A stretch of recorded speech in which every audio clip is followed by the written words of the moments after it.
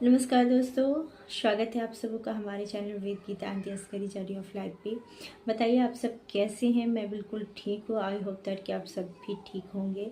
क्या आप भी जीवन में कई बार ऐसे रिश्ते मिल जाते हैं जो बाहरी रूप से मजबूत होते हैं, लेकिन अगर उनमें आपसी समझ, भरोसा और नैतिकता की कमी होती है। ऐसे रिश्तों से अगर आप भी फेस कर रहे हैं ऐसे रिश्तों का, तो आज का वीडियो आपके लिए ही है, क्योंकि हमारे शास्त्रों में भी ये वर्णित है कि पारिवारिक और व्यक्तिगत संघर्ष कैसे हमारे जीवन में आते हैं।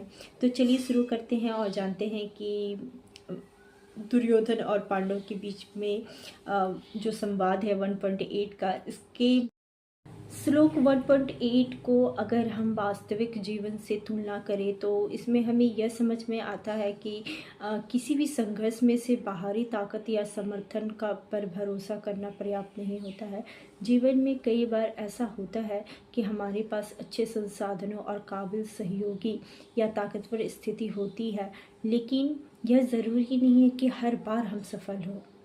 तो आइए इसे कुछ उदाहरणों से समझते हैं।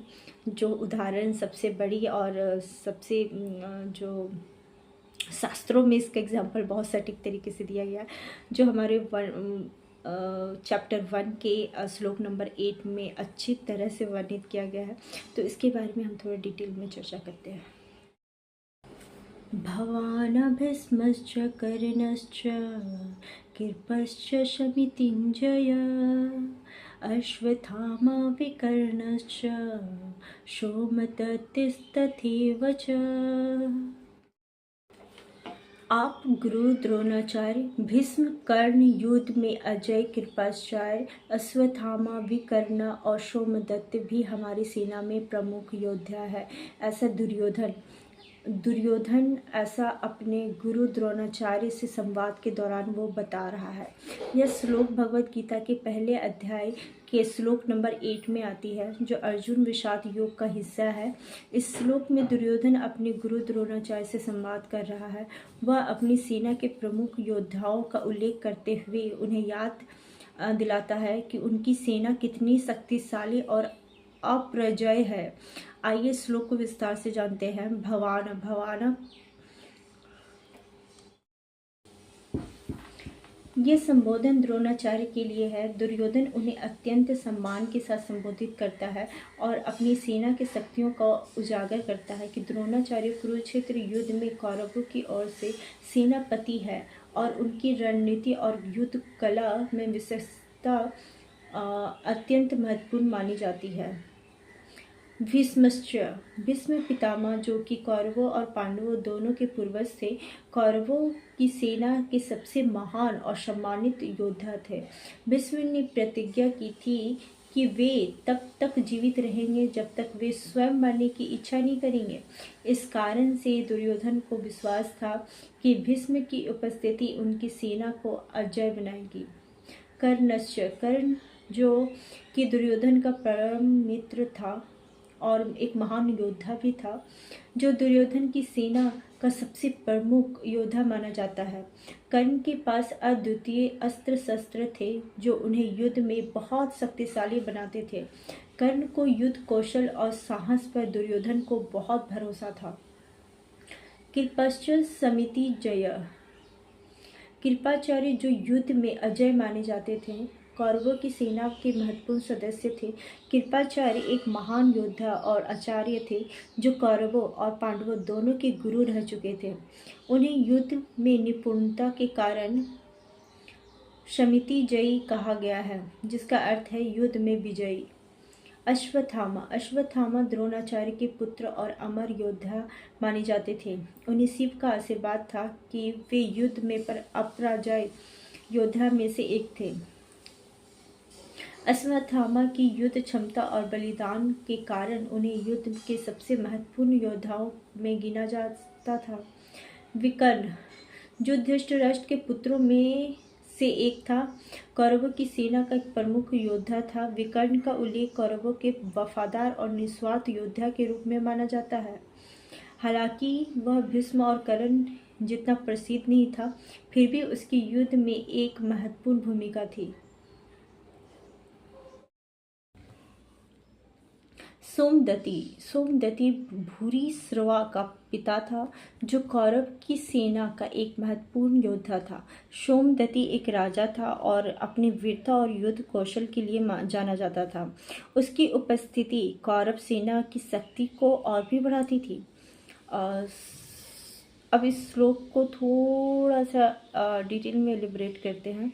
दुर्योधन इस श्लोक में अपने गुरु द्रोणाचार्य को यह याद दिला रहा है कि उनकी सेना कितनी शक्तिशाली है।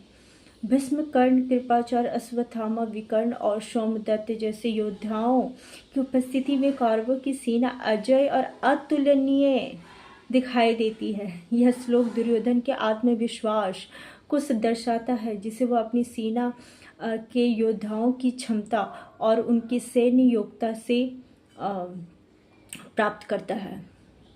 दुर्योधन का उद्देश्य क्या था? इस श्लोक में इस बात का भी संकेत देता है कि दुर्योधन अपने आत्मविश्वास और सेना की ताकत को लेकर बहुत गर्व महसूस करता है। हालांकि यह एक प्रकार का अहंकार की भावना को भी प्रकट करता है, जो उसे यह सोचने पर मजबूर करती है कि उनकी सेना अजेय है। मगर उसे यह एहसास नहीं था कि युद्ध में केवल बाहरी बल की निर्णायक नहीं होती, बल्कि धर्म, कर्तव्य, सच्चाई भी महत्वपूर्ण होती है, जिसे पांडवों का समर्थन प्राप्त है। तो आइए कुछ उदाहरणों के साथ समझते हैं कि रियल लाइफ में हमारे पास कौन कौन सी चुनौती आती है, जिसके कारण हम अपने आप में अहंकार करते हैं, जिस तरह दुर्योधन करता है। तो जैसे कि कारोबार की टीम में जैसे दुर्योधन अपनी सेना के महान योद्धाओं पर गर्व करता है और सोचता है कि वह अजेय है। इसी तरह किसी कंपनी का मालिक अपने बिजनेस के बड़े कर्मचारियों और संसाधनों और पैसे पर गर्व कर सकता है। लेकिन अगर हम उस कंपनी में सही दिशा और नैतिकता की कमी है, तो वह बिजनेस लंबे समय तक सफल नहीं हो पाता है।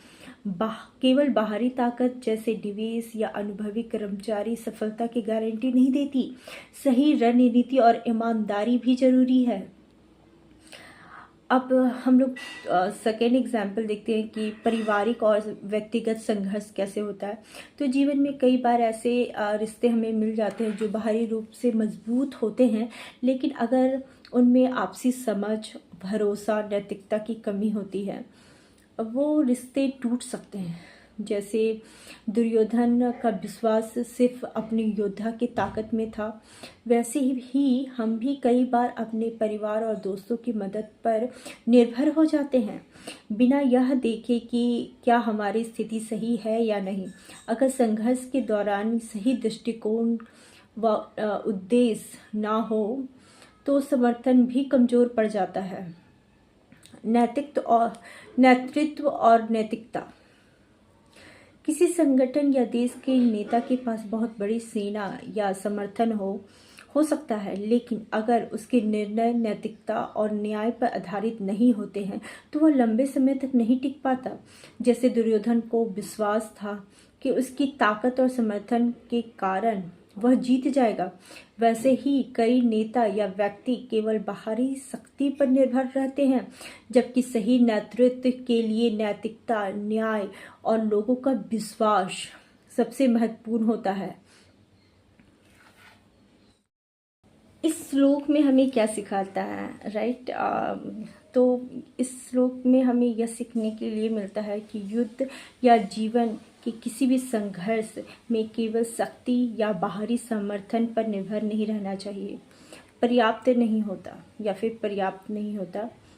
बल्कि नैतिकता, धर्म, आत्मज्ञान की भी आवश्यकता होती है। दुर्योधन की यह आत्मविश्वास जो उसके पतन की ओर इंडिकेट करता है, जबकि युद्ध में विजय सत्य और धर्म का साथ देने वालों को ही मिलती है। जीवन में बाहरी ताकत, समर्थन या संसाधनों से ज़्यादा जरूरी है सही दृष्टिकोण, नैतिकता और धर्म, जो सत्य का पालन। जैसे कि दुर्योधन को अपनी शक्ति योद्धाओं पर पूरा भरोसा था, लेकिन उसके कर्म और उद्देश्य अधर्म पर आधारित थे, जिसके कारण अंत में उसे पराजय का सामना करना पड़ा। इसी तरह हमारी ज़िंदगी में भी हमें सिर्फ बाहरी संसाधनों पर निर्भर नहीं होना चाहिए, बल्कि सच्चाई, न्याय और नैतिकता और प्राथमिकता देनी चाहिए। तो दोस्तों, आज के वीडियो में हमने जाना कि कैसे हम अपनी ज़िंदगी को बेहतर बना सकते हैं और इसे अपनाने से आपको कितने फ़ायदे मिल सकते हैं। उम्मीद है कि ये जानकारी आपके लिए मददगार साबित होगी। अगर आपको ये वीडियो पसंद आया हो तो इसे लाइक करें, शेयर करें और सब्सक्राइब करना ना भूलें, ताकि ऐसे ही रोचक और ज्ञानवर्धक वीडियो आप तक पहुँचते रहे। कोई सवाल या सुझाव हो तो प्लीज़ हमें कमेंट सेक्शन में ज़रूर लिखें। धन्यवाद। मिलते हैं अगले वीडियो में। जय श्री कृष्ण।